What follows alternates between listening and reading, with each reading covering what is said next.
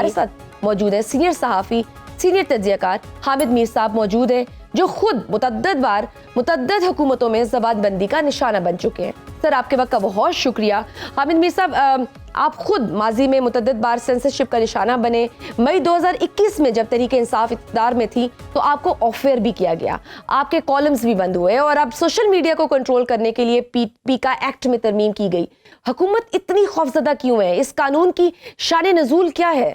دیکھیں یہ وہی قانون ہے جس کو کہ فروری 2022 میں عمران خان صاحب کی حکومت نے ایک صدارتی آرڈیننس کے ذریعے نافذ کیا تھا, کیونکہ اس وقت بھی جو وزیر قانون تھے فروغ نسیم صاحب وہ کیبنٹ میں یہ لاء لے کے گئے تھے, وہی لاء جو ابھی شہباز شریف صاحب کی حکومت نے نافذ کیا ہے. تو فروغ نسیم صاحب اس کو لے کے گئے تھے, تو اس وقت کی کیبنٹ میں جو ہیومن رائٹس کی منسٹر تھیں ڈاکٹر شیریں مزاری صاحبہ, انہوں نے اس پہ آبجیکشن کیا اور پھر اس پہ کچھ دیگر ساتھی تھے جو ان کے انہوں نے بھی ان کی تائید کی, تو کیبنٹ میں اس کو اپروول نہیں ملا. لہٰذا پھر فروغ نسیم صاحب جو ہیں انہوں نے وزیر اعظم صاحب کے ذریعے ایک صدارتی آرڈیننس جو ہے وہ نافذ کروایا تھا. اور اگر آپ کو یاد ہو کہ جب وہ صدارتی آرڈیننس نافذ ہو گیا تو میں نے اس کو اسلام آباد ہائی کورٹ میں چیلنج کیا تھا, اور میرے ساتھ جو Pakistan federal union of journalist کے پریزیڈنٹ ہیں رانا عظیم صاحب وہ بھی تھے اس میں, اور کچھ اور صحافی بھی تھے. ہم نے اس کو چیلنج کیا تھا اسلام آباد ہائی کورٹ میں. تو پہلی 2 ہیئرنگز کے بعد اس قانون کی کچھ شکیں جو ہیں وہ ہائی کورٹ نے سسپینڈ کر دیں, اور لیٹر آن اس کی جب تفصیلی ہیئرنگ ہوئی تو پورے کا پورا جو آرڈیننس ہے اس کو اسلام آباد ہائی کورٹ نے سسپینڈ کر دیا تھا. اب اس کے بعد آپ کو یاد ہے کہ پھر اپریل 2022 میں عمران خان صاحب کے خلاف تحریک عدم اعتماد آ گئی, تو یہ معاملہ جو ہے یہ ختم ہو گیا تھا. اس کے بعد جب شہباز شریف صاحب وزیر اعظم بنے تھے تو 2023 میں انہوں نے ایک دفعہ کوشش کی تھی اس کو لانے کی, لیکن اس وقت ہم نے اس کی کافی مخالفت کی تھی. اب دوبارہ اس کو جو ہے وہ وہی جو صدارتی آرڈیننس ہے اس میں کچھ چینجز کر کے اور ترمیم و اضافہ کر کے تو اس کو پیکا ترمیمی ایکٹ 2025 کے نام سے منظور کیا گیا. تو یہ دراصل یہ وہی قانون ہے جس کو کہ عمران خان صاحب کے دور حکومت میں صدارتی آرڈیننس کے ذریعے نافذ کیا گیا. فرق صرف اتنا ہے کہ جو عمران خان صاحب کے دور حکومت میں جو اسپیشل ٹریبیونلز بنائے جا رہے تھے وہ ایک دوسرا قانون تھا, پاکستان میڈیا ڈیولپمنٹ اتھارٹی, اس قانون کی بھی ہم نے مخالفت کی تھی. تو انہوں نے اب یہ کیا ہے کہ جو عمران خان صاحب کے دور میں جو میڈیا ڈیولپمنٹ اتھارٹی کا قانون تھا اور پیکا آرڈیننس, اس کو انہوں نے اکٹھا کر کے تو پیکا امینڈمنٹ ایکٹ 2025 بنا دیا ہے. تو میں یہ کہوں گا کہ جو شہباز شریف صاحب کی حکومت نے یہ پیکا کے نام سے جو ایک نیا قانون نافذ کیا ہے, یہ دراصل عمران خان صاحب کے دور کا قانون ہے اور وہ اس میں کامیاب نہیں ہوئے تھے, یہ کامیاب ہو. تو سر جتنا پہلے خوفناک تھا کیا ابھی کا جو آیا ہے یہ بھی اتنا ہی ہے یا کہ اس سے بھی زیادہ ہی سخت اور خوفناک ہے؟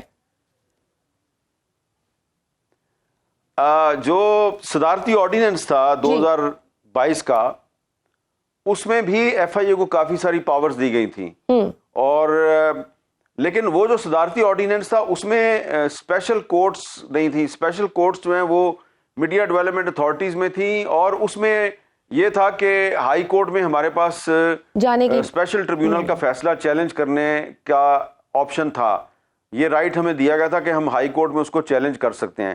لیکن یہ جو اب ایک سوشل میڈیا ریگولیٹری اتھارٹی بنائی جائے گی اور پھر ٹریبیونلز بنائے جائیں گے, تو یہ ٹریبیونل جو بھی فیصلہ دیں گے اس کو ہائی کورٹ میں چیلنج نہیں کیا جائے گا, وہ صرف اور صرف سپریم کورٹ میں چیلنج ہو سکتا ہے.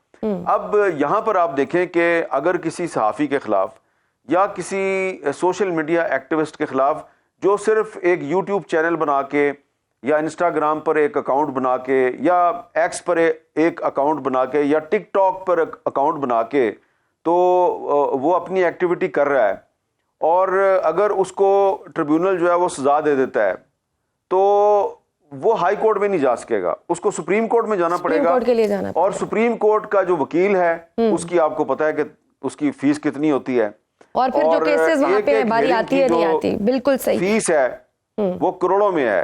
سپریم کورٹ کے وکیل جو ہیں وہ کروڑوں روپے میں. اور سر ماضی میں یہی مسلم لیگ نون تھی جو اس آرڈیننس کے خلاف ہائی کورٹ میں گئی تھی, اور آج جب حکومت میں ہے تو ان کی پریورٹیز بدلنے میں دیر نہیں لگتی ہے. کیوں بھول جاتے ہیں کہ جب ہم حکومت میں آتے ہیں تو وہی چیز جس کے خلاف جا رہے ہوتے ہیں وہی کرتے ہیں, اور اپوزیشن میں بالکل ہم ڈفرینٹ ہو جاتے ہیں. دیکھیں, یہ جب ہم نے عمران خان کے دور میں پیکا امینڈمنٹ آرڈیننس کو اسلام آباد ہائی کورٹ میں چیلنج کیا تھا, تو ہمارے ہی کیس میں مریم اورنگ زیب صاحبہ جو ہیں انہوں نے ایک مسلم لیگ نون کی طرف سے ایک اپلیکیشن فائل کی تھی, اور وہ ہمارے کیس میں پارٹی بن گئی تھی, اور انہوں نے اس وقت کہا تھا یہ پیکا ایک سیاہ قانون ہے. اور جب ہم اس کے خلاف احتجاج کر رہے تھے تو ہمارے احتجاجی کیمپ میں بلاول بھٹو زرداری صاحب بھی آئے, شہباز شریف صاحب بھی آئے. بلاول بھٹو زرداری صاحب نے بڑے پرعزم انداز میں کہا تھا کہ ہم پیکا کا جو قانون ہے اس کو کسی صورت میں بھی قبول نہیں کریں گے. لیکن اب نہ صرف یہ کہ ان کی پارٹی نے یہ جو سیاہ قانون ہے اس کو منظور کروانے میں مسلم لیگ نون کی سہولت کاری کی ہے, بلکہ آج صدر آصف علی زرداری نے اس قانون پہ دستخط بھی کر دی ہیں. لیکن مجھے یقین ہے کہ آج نہیں تو کل, کل نہیں تو پرسوں, یہ جو سیاسی جماعتیں ہیں جنہوں نے یہ کالا قانون پاکستان میں انفورس کروایا ہے, یہ خود اس قانون کا نشانہ بنے گی.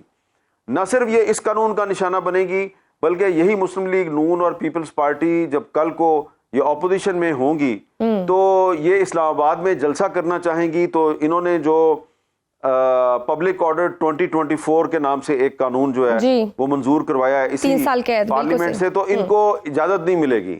تو اس وقت پھر یہ جب میڈیا کے پاس آئیں گے تو ظاہری بات ہے میڈیا پھر ان کو یاد دلائے گا کہ آپ نے جو دوسرے کے لیے گڑھا کھودا تھا اس گڑھے میں اب آپ خود گر گئے. آپ بھی گریں گے. میر صاحب, وزیر قانون اعظم نذیر تارڑ تو یہ دعویٰ کر رہے ہیں ابھی بھی کہ انہوں نے 3.5 سال تک مشاورت کی. آپ کا آفس بھی پارلیمنٹ کے قریب ہے, آپ سے کوئی مشاورت ہوئی یا یہ بھی فیک نیوز اور گمراہ کن خبر کے زمرے میں آئے گا؟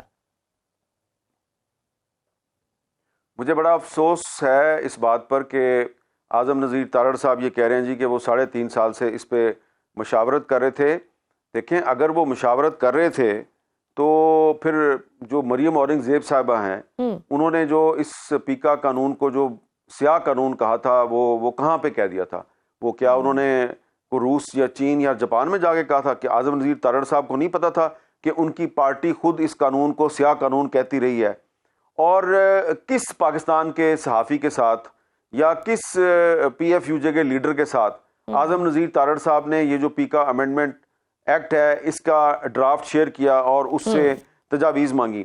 دیکھیں, مجھے 3-4 دن پہلے ایک اینکرز ایسوسی ایشن ہے تو اس کے جو امیر عباس صاحب ہیں انہوں نے مجھے کانٹیکٹ کیا اور انہوں نے کہا جی کہ ہمیں دعوت دی ہے عرفان صدیقی صاحب نے کہ آپ سینٹ کی جو قائمہ کمیٹی برائے داخلہ ہے اس میں آئیں اور اپنا موقف بیان کریں. تو میں نے ان کو یہ کہا کہ امیر عباس صاحب آپ وہاں پہ ضرور جائیں, لیکن میں اس لیے نہیں جاؤں گا کہ اس سے پہلے پنجاب حکومت جو ہے وہ پچھلے سال ہتک عزت کا ایک قانون لے کے آئی تھی, ڈیفیمیشن بل 2024. تو اس پر مجھے سینٹ کی اسٹینڈنگ کمیٹی فار انفارمیشن نے بلایا, خط لکھ کے مجھے بلایا کہ جی آپ آئیں اور اس پر اپنے خیالات کا اظہار کریں.